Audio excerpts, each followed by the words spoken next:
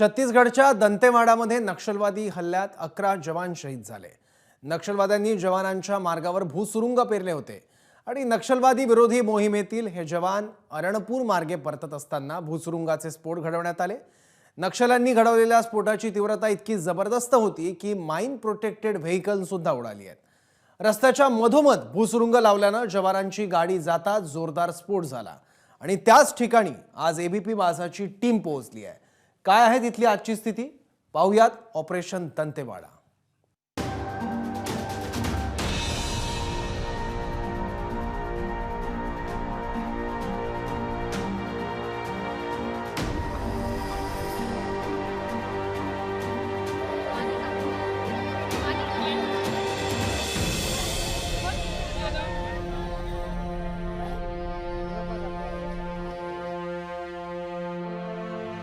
कल एक ऐसी घटना हुई छत्तीसगढ़ के दंतेवाड़ा में जिसने दिल दहला दिया।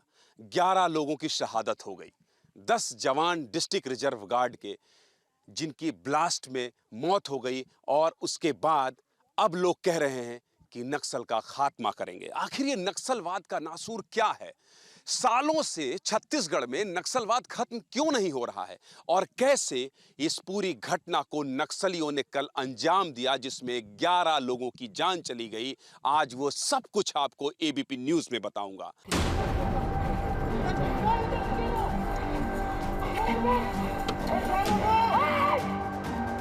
पूरा उड़ गया।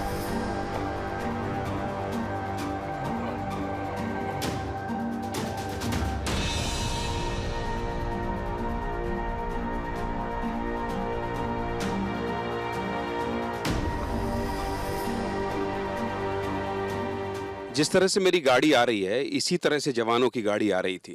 जिस तरह से आप देख रहे हैं ऐसे ही गाड़ी आ रही है, सामान्य तरीके से जैसे रोड में चलती है गाड़ी वैसे ही चल रही है।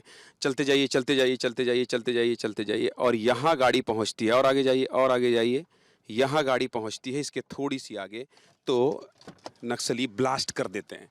अब आप समझ रहे हैं जब इस रास्ते से गाड़ी कोई आएगी और सीधी सड़क है तो कितने स्पीड में आएगी। मैं धीरे आया हूं। यहां जब कोई ब्रेकर नहीं है, यहां जब कोई रुक नहीं रहा है तो फिर यहां गाड़ी स्लो क्यों होगी?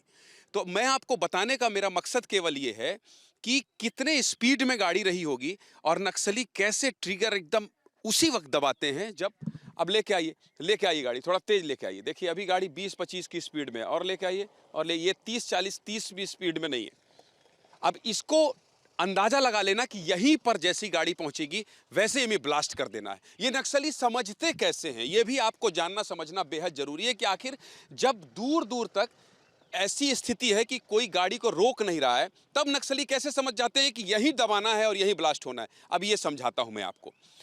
देखिए दरअसल 2-3 तरीके होते हैं। ये सड़क आप जो देख रहे हैं ये पक्की सड़क है और इसके निर्माण में काफ़ी लंबा समय लगा होगा और सड़क के निर्माण की एक प्रक्रिया होती है अर्थवर्क और उसके बाद अलग अलग लेयर्स। तो ये तो या तो एक तरीका होता है कि नक्सली दबाव में डालकर या अपने बातों से प्रभावित कर उन मजदूरों के जरिए ही अपना बारूद वहाँ पे लगवा दें, एक तरीका ये होता है। दूसरा तरीका ये होता है कि यदि सड़क बन चुकी है और बारूद नहीं लगाया जा सका है तो साइड से एक सुरंग सा बना लें। ये सुरंग वही है? बिल्कुल ऐसा प्रतीत हो रहा है कि आप ये देखिए यहाँ से एक सुरंग सा ये गया हुआ रास्ता और इस तरफ जब आप देखेंगे तो आप ये देखिए ये पूरी जगह है एक ये होल सा है क्योंकि ब्लास्ट होने के बाद ये पूरी की पूरी जो ज़मीन है वो ध्वस्त हो गई है और ये हिस्सा नीचे आ गया है। लेकिन अगर आप आकलन करें तो ये सहज अंदाज़ा लगाया जा सकता है कि यहाँ पे किसी प्रकार की गतिविधि की गई है और आप इस मिट्टी को देख करके समझ सकते हैं कि आजकल का मामला नहीं है, ये पहले से सुनियोजित तरीके से सारी कार्यप्रणाली।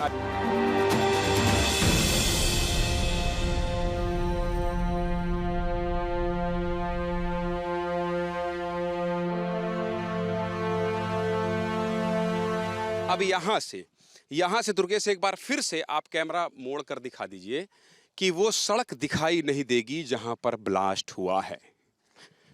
जहां ब्लास्ट हुआ है वो सड़क दिखाई नहीं देगी। तो कुल मिलाकर ये जो नक्सलवाद का नासूर है, ये जो नक्सलवाद है ना कि नक्सलवाद खत्म कब होगा, कैसे होगा, ये रिपोर्ट देखने के बाद आप समझिए कि इसे कब भेदा जाएगा।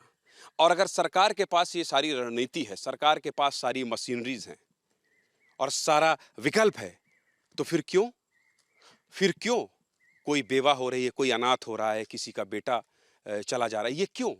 ये सवाल है सिस्टम से भी। नक्सलवाद को समझने जानने के लिए ग्राउंड पर आना पड़ता है, देखना पड़ता है।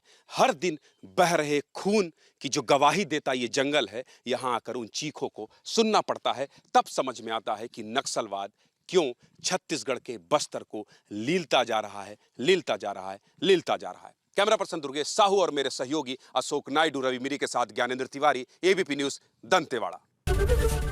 एबीपी माझा, उघडा डोळे बघा नीट।